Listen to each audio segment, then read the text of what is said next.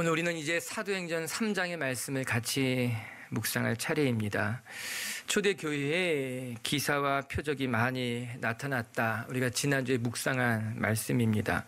놀라운 사건들로 말미암아 사람들은 교회를 두려워하기 시작했고 또 믿는 사람들의 수가 날마다 더해졌다. 성경 그렇게 이야기하고 있어요. 오늘 우리가 읽은 이 걷지 못했던 사람이 걷게 되는 이 기적 역시 초대교회에 일어나 많은 기사와 표적 중에 하나였습니다. 베드로가 나면서부터 걷지 못했던 사람의 손을 붙잡아 일으켜 세우게 되자 그의 발과 발목에 힘을 얻었고 그가 곧 일어나서 걷기도 하고 뛰기도 했습니다. 그렇게 나옵니다. 뿐만 아니라 그가 하나님을 찬송했다라고 성경 이야기하고 있어요. 얼마나 그의 마음이 행복했는지 기뻤는지 그가 공중공중 뛰면서 하나님을 찬송했다라고 하는 거예요. 우리도 한번 상상해 보시기를 바랍니다. 태어나면서부터 한 번도 걷지 못했던 사람인데 그가 이제 일어난 거예요. 그의 발목에 무릎에 허리에 힘이 생겨서 뛸 수도 있었다고 해요. 그가 하나님을 마음껏 찬송했다라고 하는 것이에요. 얼마나 그의 마음이 기뻤을까, 얼마나 그가 행복했을까라고 하는 것입니다. 특이한 것은 성경은 이 사건을 가리켜서 이렇게 설명해 주고 있어요. 오늘 본문에 나오지 않는데 4장에 보면 이 사건을 기술한 것이 있어요. 4장 9절을 자막을 통해 같이 한번 읽어볼게요. 시작. 행한 착한 일에 대하여 이 사람이 어떻게 구원을 받았느냐고 우리에게 질문한다며 이 환자를 걷게 한 사건을 가리켜서 사도행전 4장에서는 착한 일이다 이렇게 표현하고 있더라고요. 만일 병자에게 행한 일, 착한 일에 대하여는 실상 나면서부터 걷지 못했던 이 사람의 나이가 얼마나 됐을까? 40이 되었다고 이야기합니다. 무려 40년 동안 한 번도 걷지 못했던 그 사람의 인생이 얼마나 비참했겠습니까? 어느 누구도 그를 고쳐줄 수 없었어요. 오히려 사람들은 그를 들어다가 성전 앞에 누워서 구걸을 시키면서 그를 살아가게 했더라고 하는 것이에요. 그의 인생은 불행한 인생이었어요. 불쌍한 인생이었어요. 그러나 희망이 보이지 않는 절망적인 인생이 40년 동안 살아왔던 그의 삶이었다라고 하는 겁니다. 그런데 오늘 베드로가 그랬던 그의 손을 붙잡아 일으키며 그에게 걷게 뛰게 하나님을 찬송하게 했다라고 하는 것이에요. 그렇기 때문에 성경은 이 사건을 가리켜서 어떻게 표현하고 있는가? 착한 일이다, 잘한 것이다, 칭찬받을 만한 일이라고 표현하고 있다라고 하는 것이에요. 오늘 우리가 함께 나눌 말씀이 바로 이 착한 기적, 놀라운 사건이라고 하는 거예요. 사도행전에 보게 되면요, 첫 번째 기적이었어요. 성령 강림이 일어나고 난 이후에 초대교회에 나타난 이 첫 번째 기적을 통해서 하나님이 우리에게 주시는 메시지가 무엇일까?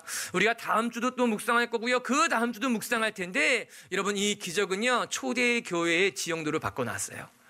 매우 중요한 사건이 되었다라고 하는 거예요. 오늘 우리가 이 기적을 보면서 우리도 우리의 삶에 하나님의 좋은 기적들, 좋은 착한 일들을 기대할 수 있었으면 좋겠습니다. 첫 번째, 기적은 언제 일어나는가? 기적은 기도하는 사람들을 통해서 일어난다는 거예요. 자, 따라해 보세요. 기적은 기도하는 사람을 통해서 일어납니다.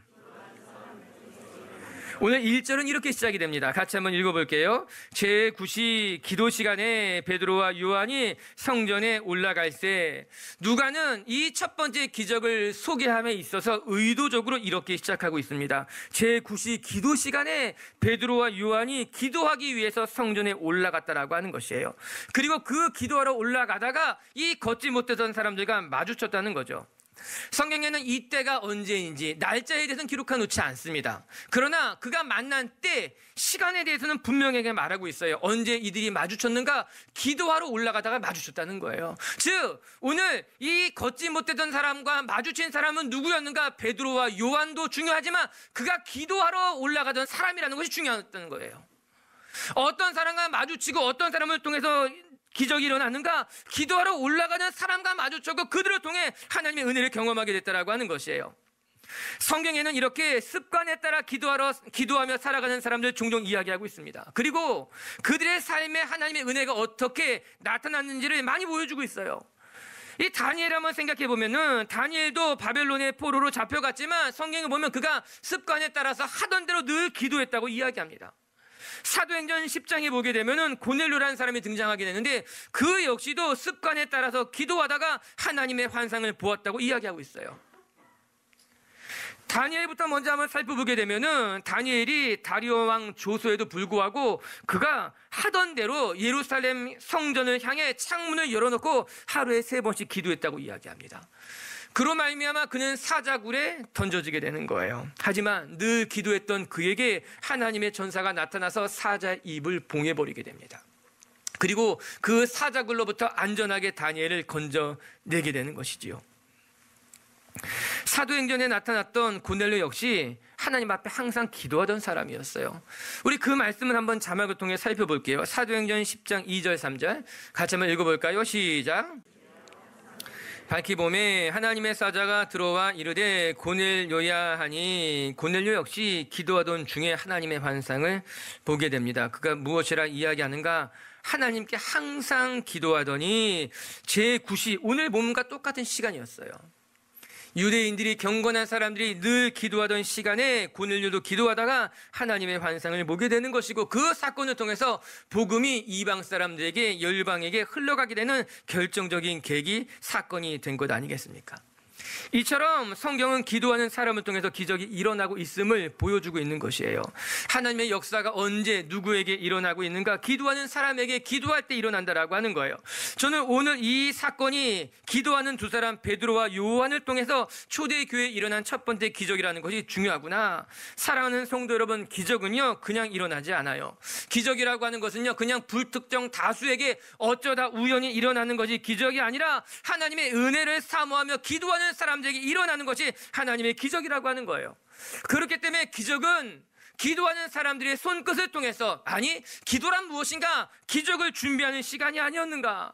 오늘 베드로와 요한이 늘 기도하는 시간에 올라가서 기도했을 때 그는 지금 이 사건을 준비하고 있었던 것이 아닌가? 맞아요. 사랑하는 미체교회 성도 여러분, 우리가 기적을 기대하기 전에, 기적을 말하기 전에 우리가 먼저 성전에 올라가 기도하는 사람이 되어야만 된다라고 하는 거예요.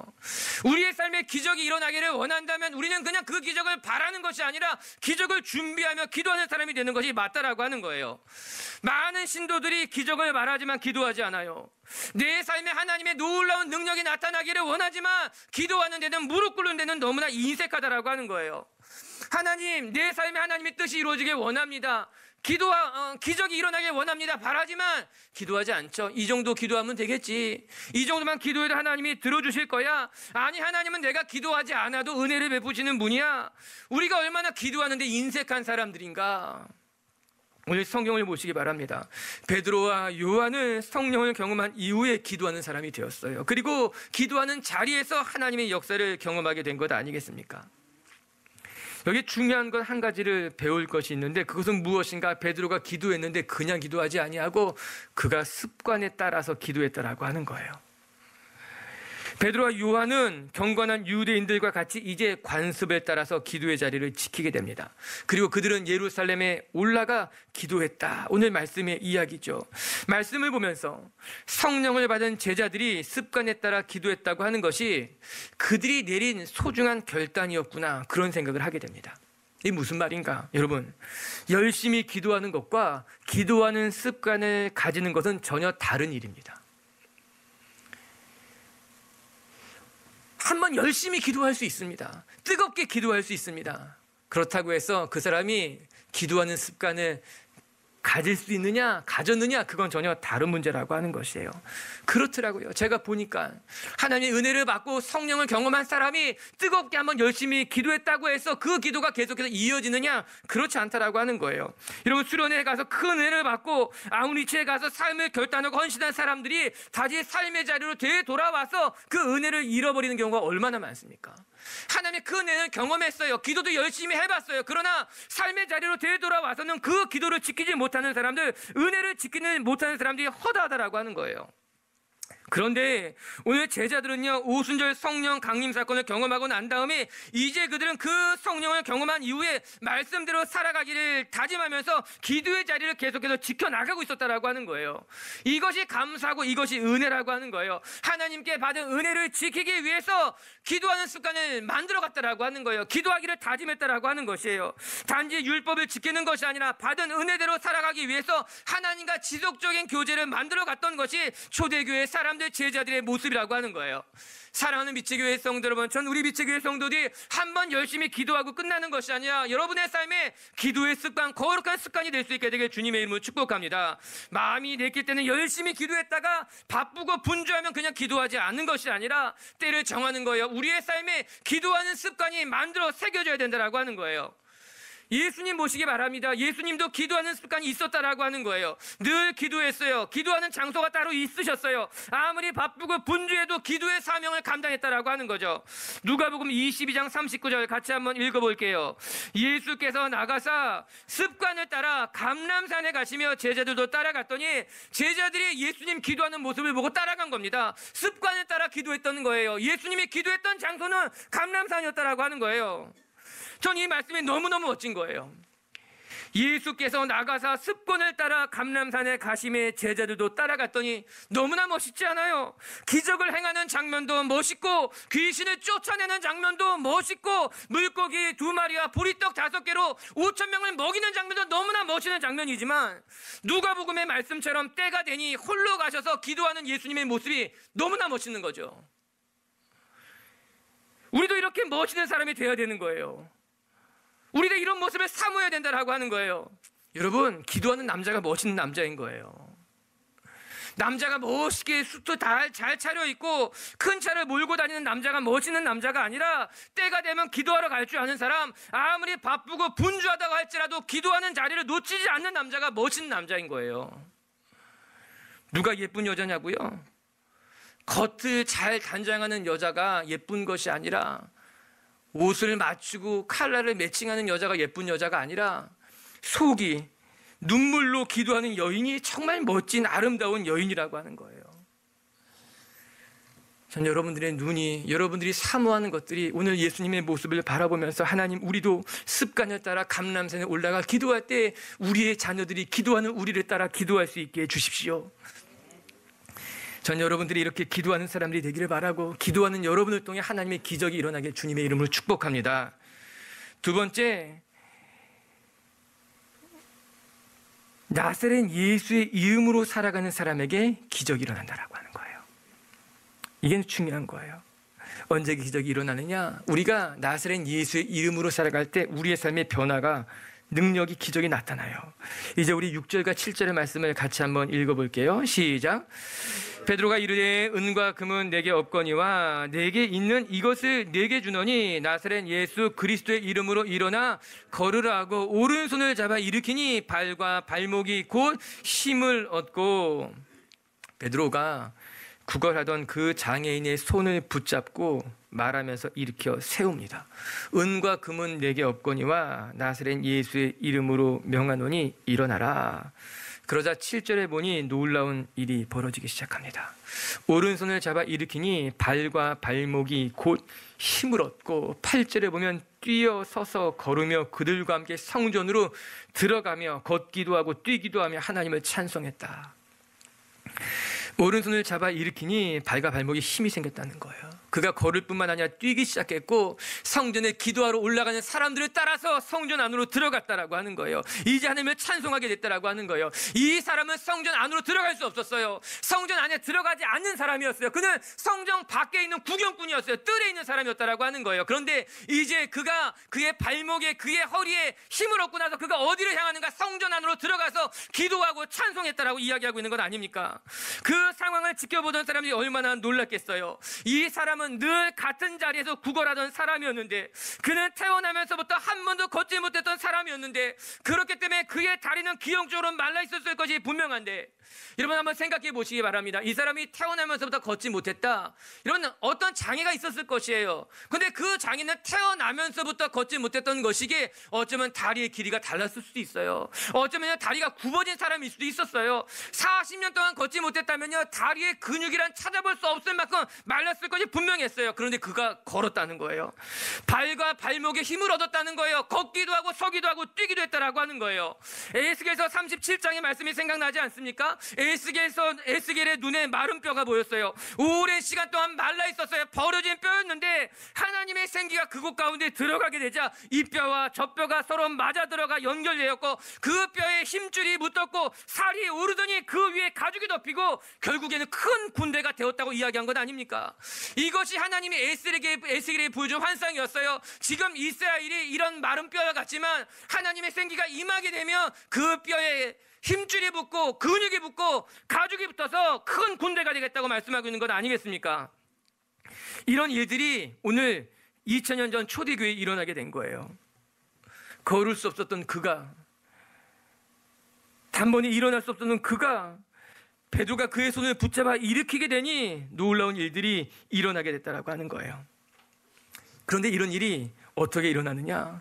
나사렛 예수의 이름으로 일어났다는 것이 중요해요. 베드로가 힘으로 일으켜 세운 것이 아니에요. 예수의 이름으로 일어나게 됐다라고 하는 거예요. 여러분, 억지로 그를 부축해 세운 것이 아니에요. 억지로 그를 일으킨 것이 아니라고 하는 거예요. 여러분, 우리가 어려운 일을 만나면요, 억지로 할 때가 있습니다. 억지로 무엇인가 이뤄내려고 하는 거예요. 안 되는 일인데, 하나님이 허락하지 않는 일인데 내 힘으로 억지로 무엇인가 하려고 하는 사람들이 있다라고 하는 거예요. 그런데 안 돼요. 그게 되는 것이 아니에요. 오늘 말씀을 보시기 바랍니다. 베드로가 억지로 이렇게 세운 것이 아니에요. 그가 일어날 수 없는 사람들이니 사람들에게 와가지고 그를 부축이라고 말한 것도 아니라고 하는 거예요. 그냥 나사렛 예수의 이름으로 명하니 그가 스스로 일어나게 됐다라고 하는 것이에요. 사랑하는 빛의 교회 성도 여러분, 이것이 예수 그리스도의 능력인 줄로 믿습니다. 우리에게 능력이 있는 것이 아니에요. 우리가 억지로 한다고 해서 우리 인생이 열리는 것도 아니라고 하는 거예요. 우리가 예수의 이름을 붙들고 예수의 이름으로 나아가게 되면 우리의 삶이 저절로 그렇게 된다라고 하는 것이에요. 예수님이 우리를 이렇게 세운다라고 하는 것이죠. 저는 말씀을 들여다보면서 6절에 은과 금은 내게 없거니와 내게 있는 이것을 주노니, 이 말씀이 너무나 감사한 거, 너무나 은혜로운 거예요. 여러분, 베드로에게는요 은과 금이 없었어요. 그러나 그에게는 예수 그리스도의 이름이 있었어요. 베드로는 분명히 알고 있었어요. 여러분, 오늘 이렇게 이야기하고 있잖아요. 베드로가 이르되 은과 금은 내게 없거니와 내게 있는 이것을 내게 주노니, 오늘 베드로는 은과 금은 없었지만 내게 예수 그리스도가 있다는 것을 알았어요. 그리고 예수 그리스도를 바라봤어요. 지금 베드로에게 은과 금이 없는 것이 얼마나 큰 축복이었을까. 이 걷지 못하는 장애인을 베드로가 바라보면서 내게는 은과 금이 없다. 그러나 내게는 예수 그리스도의 이름이 있으니 이것을 너에게 주노라. 이 장애인은 베드로를 바라보면서 그냥 양식을, 약간의 돈을 구걸했을 것입니다. 그것으로 이 장애인은 좋겠을 거예요. 그러나 그 순간 베드로에게 만약에 은과 금이 있었다면 그냥 그것을 주고 끝내지 않았을까요? 당신이 원하는 것이 이 정도라면 내 주머니에 더 많은 은과 금이 있으니 내가 이것을 다 주겠습니다. 오늘 하루가 아니라 이만큼이면 당신이 한 달은 좋게 살 수 있을 것이니까는 자, 이것을 가지고 가십시오. 만약에 베드로의 주머니에 넉넉한 은과 금이 있었다면 오늘 이 사건은 그냥 그렇게 끝나는 사건이었을 것입니다. 그러나 감사하게도 베드로에게는 은과 금이 없었어요. 그리고 그는 내게 은과 금은 없지만 나사렛 예수의 이름이 있다는 것을 알고 나사렛 예수를 붙잡은 것이죠. 이제 오늘 말씀의 중간 부분을 같이 한번 읽으려고 합니다. 3절과 4절을 같이 한번 읽어볼까요? 시작. 그가 베드로와 요한이 성전에 들어가려 함을 보고 구걸하거늘 베드로가 요한과 더불어 주목하여 이르되 우리를 보라 하니, 사람들이 이 걷지 못하는 사람을 미문 앞에다 데려다 놓자 그가 이제 구걸하기를 시작했습니다. 그리고 성전에 기도하러 올라가는 베드로와 요한을 만나게 됐죠. 그리고 성경은 베드로와 요한이 그를 주목하여 바라보았다, 그렇게 이야기합니다. 우리가 읽은 말씀에 보면 이 나면서부터 걷지 못했던 사람도 그를 바라보았고 그 자리에 멈춰서서 베드로와 요한도 이 사람을 주목해 봤다라고 이야기하고 있어요. 만남이 일어난 것이죠. 그런데 이 만남이 이 장애인에게 얼마나 복된 만남인지 우리는 비로소 알게 됩니다. 걷지 못하던 장애인이 이 미문 앞에서 얼마나 많은 사람과 지금까지 마주쳤겠습니까? 그런데 어느 누구도 이 사람을 위해서 기도해 주거나 이 사람의 삶의 문제를 해결해 준 사람은 없었어요. 그런데 오늘 이 베드로와 요한과의 만남이 그의 삶을 바꿔놓게 됩니다. 그의 삶을 바꿔놓는 너무나 복된 만남이 되었다라고 한 것이에요. 여러분, 우리의 삶에도 이런 만남이 있습니다. 내 생각을 바꿔놓는 만남, 내 삶을 바꿔놓는 만남, 내 신앙을 바꿔놓는 만남이 우리 가운데도 있다라고 하는 거예요. 성경에 그런 만남이 많이 등장합니다. 엘리야와 엘리사의 만남을 생각해 보시기 바랍니다. 엘리사가 엘리야를 만난 이후에 그는 기도하게 됩니다. 엘리야여, 당신의 능력을 내게도 주십시오. 아니, 갑절의 능력으로 내게 허락해 주십시오. 하나님은 그의 기도를 기뻐하셨고 엘리사는 갑절의 영광을 받게 되고 그 타락이 만연한 그 시대에 이스라엘을 구원하는 선지자의 역할을 감당하게 되는 것 아닙니까? 사무엘과 다윗의 만남을 생각해 보시기 바랍니다. 하나님께서 사무엘에게 명하십니다. 다윗을 찾아라. 사무엘이 다윗을 찾을 수 없게 되자 하나님은 그에게 집요하게 말씀하십니다. 아니다, 다윗을 찾아야 된다. 이 기름 부음 받을 자를 찾아야 된다는 거였어요. 다윗의 입장에서 생각해 보면 사무엘은 어느 날 갑자기 나타난 사람이었습니다. 다윗은 그의 기도를 받았고 기름 부음을 받았고 이스라엘을 다스리는 왕이 되었어요. 그리고 그 사무엘의 기도로 다윗은 이스라엘을 이끌어갈 수 있는 왕으로 거듭 태어나게 되는 건 아니겠습니까? 오늘 우리가 읽은 베드로와 예수님의 만남도 생각해 보시기 바랍니다. 베드로는 그냥 갈릴리 바닷가에서 그물을 깃고 있는 것이었어요. 그의 인생이 전부였어요. 그런데 그가 예수님을 만나게 되고 오늘 놀라운 기적을 일으키는 사람으로 거듭 태어나죠. 다메섹 도상에서 예수님과 바울의 만남을 생각해 보시기 바랍니다. 그 만남을 통해서 기독교의 역사가 바뀝니다. 신약에 얼마나 많은 책들이 그 바울의 손끝을 통해서 만들어진 것 아닙니까?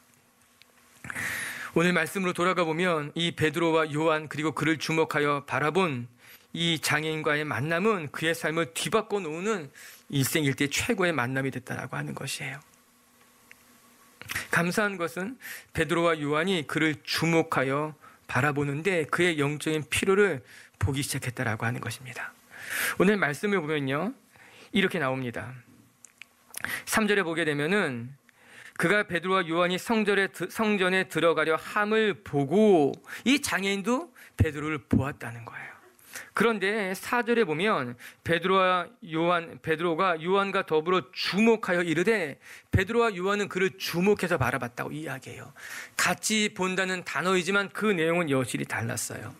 이 장애인은 그냥 자기에게 필요한 것이 무엇인지 구걸하는 눈으로 바라보았지만 베드로와 요한은 그의 필요가 무엇인지 영적인 관심을 가지고 그를 바라보기 시작했다고 하는 것입니다.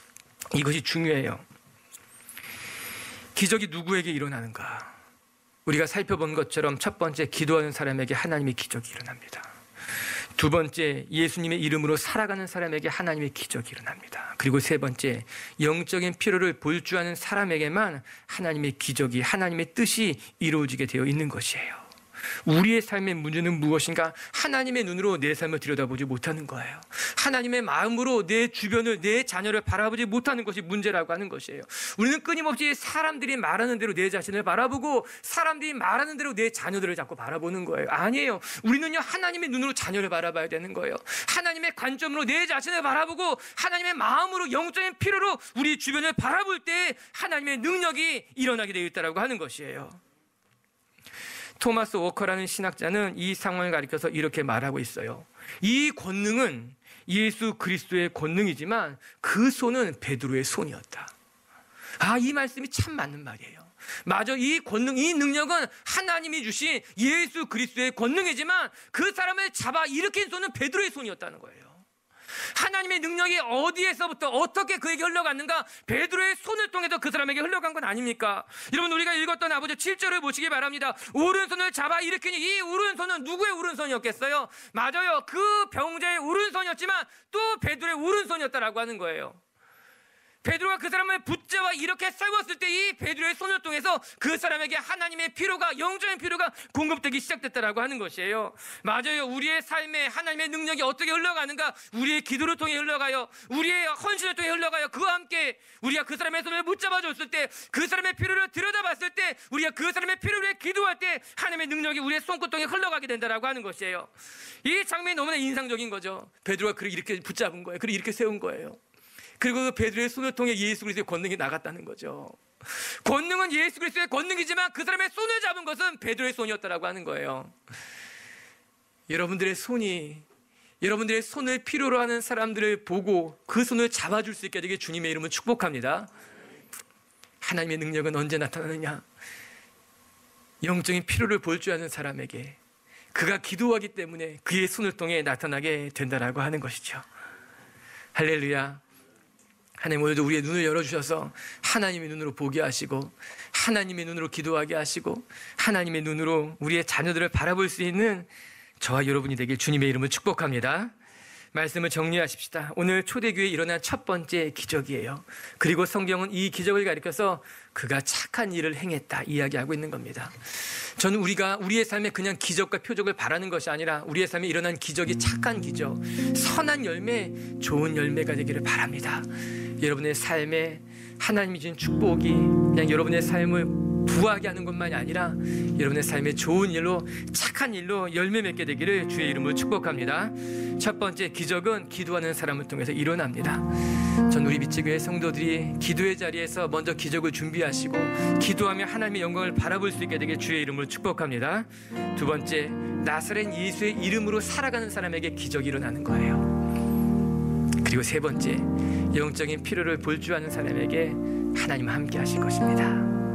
할렐루야.